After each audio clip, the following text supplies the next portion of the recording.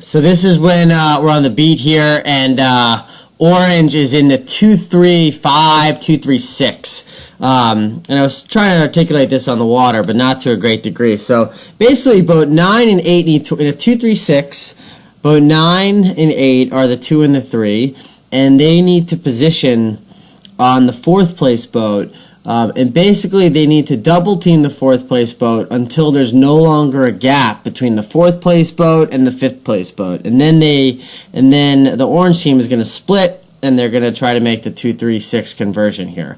But what we were seeing a little bit here is 9 was pushing the 1, and basically, that's not a bad idea in certain circumstances when it's really shifty out. Like if you're team racing on the Charles, sometimes that's a really good move because it's actually really hard to hold the 1, and if 9's able to get the 1, then it makes it a much easier play.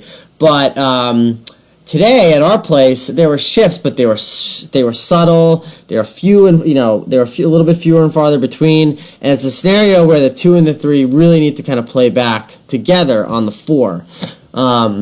What you can see is boat 8 is really trying to work on their positioning here, right? But what's happening is they're in a decent spot to do stuff, but they're not really pinning the 4th place boat here. And what they're really trying to do in this 2-3-4 is they're really trying to pin this boat out to an edge. And basically to pin, that means you basically have to be a little bit bow behind the opponent. You're not necessarily on their breeze, but you're preventing them from tacking, right? And Lizzie's position here, she's trying to get on their breeze, but she's just a little too far forward to prevent Matt from tacking here, So she actually wants to let Matt overlap her to lure it if she can, and be positioned well enough to windward where he's not going to be able to kind of outsail. You can see how one not so good tack here is going to allow Matt to get out or close to getting out the front door here. And Lizzie's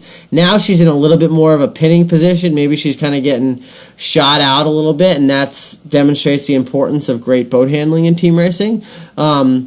But I think a little bit more of a pinning move here. She's kind of holding there. That's a pinning position, right? Matt can't necessarily tack here.